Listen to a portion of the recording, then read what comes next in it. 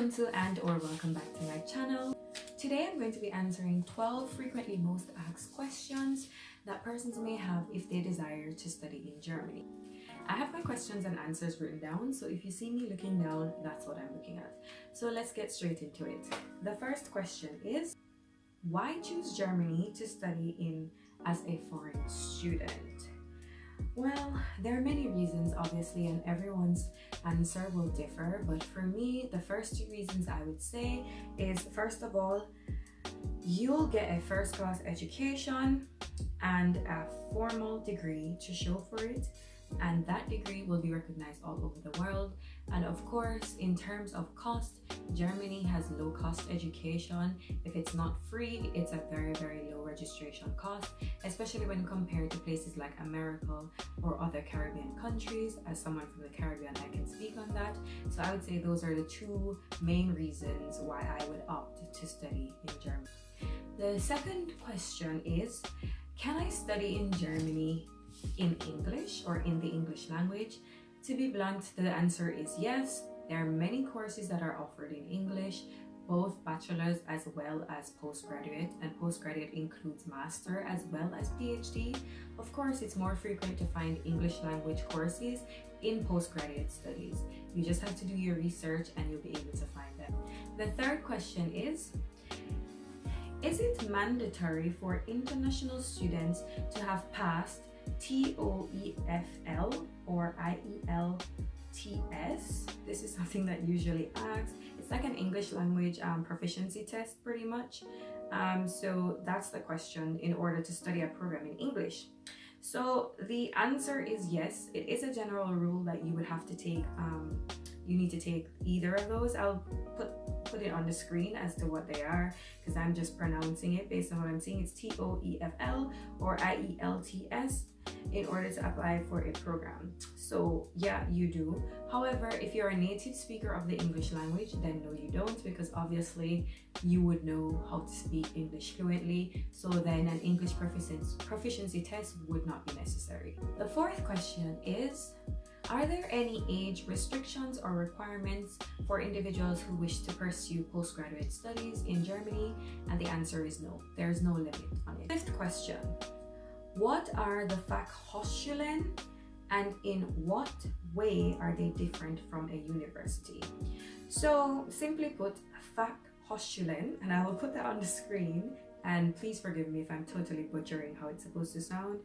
In layman terms, Fachhochschulen means universities of applied sciences, and these universities are typically suitable for those who want practical courses. So of course, courses that deal with applied sciences, engineering, architecture. I do attend one of these universities.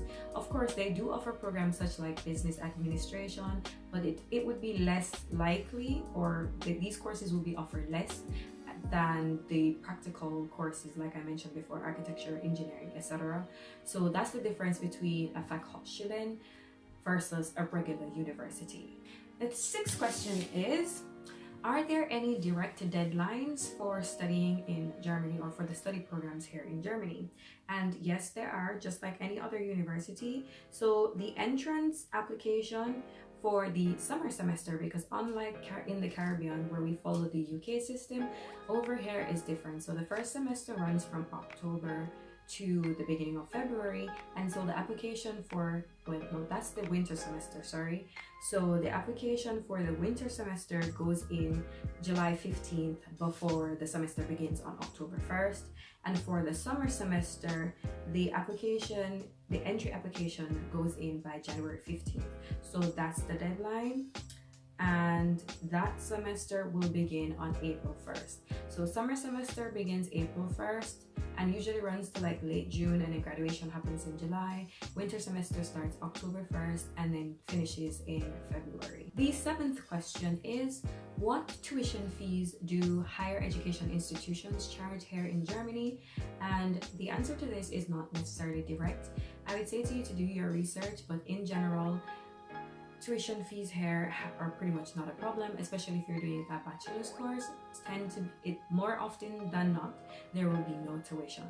However, for a master or PhD, any postgraduate program, there will be a registration fee, and this can range from 650 euros to a couple thousands every semester. It depends on the school, so I would advise to go on the school's website and see directly which one applies to you based on the school that you're going to. Question 8 is, do I need a lot of money to live or stay in Germany? This question is important, of course, given that tuition is not a problem if you're doing bachelor's or very much subsidized if you're doing a postgraduate study. Of course, it reduces the cost of living here.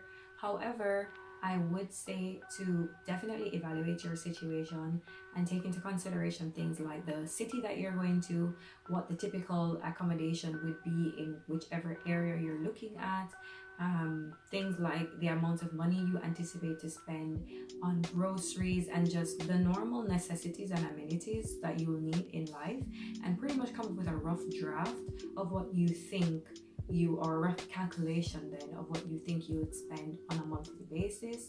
Because the fact of the matter is, a lot of people come here with the idea that, okay, I might not have all the money, so I'll just work part-time and that will cover all my expenses. I'm here to tell you right now that's very unlikely, because as a student who holds a student visa or a residence card, you're only allowed to work 120 days. So that's the maximum. It's just like 245 days that you're allowed to work if part-time, 120 days if full-time. So that being the case, it's pretty obvious that that amount of hours for minimum wage or a little less than minimum wage is not going to be enough to cover all your expenses. So that idea that you'll just work part-time while going to school and cover every single thing is highly unlikely. So I'll recommend, if you don't have a sponsor or a parent, I'll suggest applying for scholarships or grants, things like that, but prepare yourselves beforehand. Question 9. What are good places other than universities to apply to for scholarships if I want to study in Germany? So this question is pretty direct. I would say there are several options, but I'll just tell you about 2. And the first one is, and I'm going to just read it straight from here so I don't make any mistakes with the website.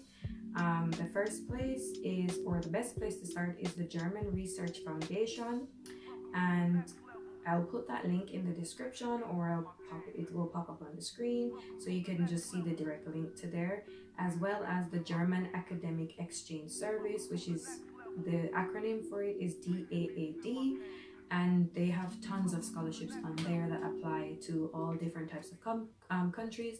So just look through the scholarships, see which ones you are eligible for, and then go ahead and try. Apart from that, actually, these websites also give advice on almost everything that's related to studying in Germany. So even if you're not looking for a scholarship, it might be a good idea to go on these websites anyway. Question 10. Do I need a student visa to study in Germany? The answer is yes. If you're not an EU or an EEA holder, then you would need a student visa, especially if you plan to stay in Germany longer than 3 months.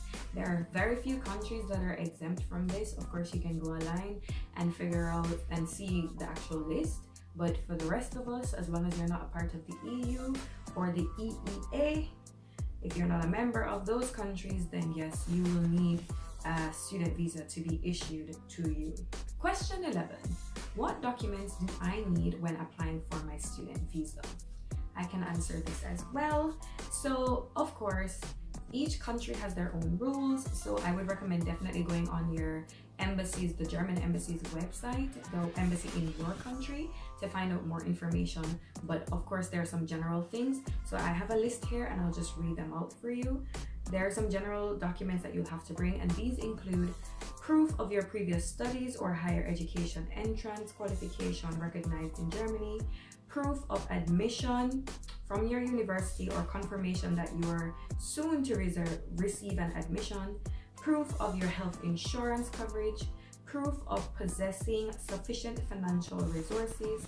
This is income or assets of roughly up to a year, which is roughly 8,000 euros for the year, for 1 year. So if your program is 2 years, then of course, I think most most German embassies, at least the one in Jamaica, stipulated that I needed to show 1 year's worth of money. So even if your program is 2 years, they just want to know that you can cover up to a year of your income, as well as proof of your language skills in German.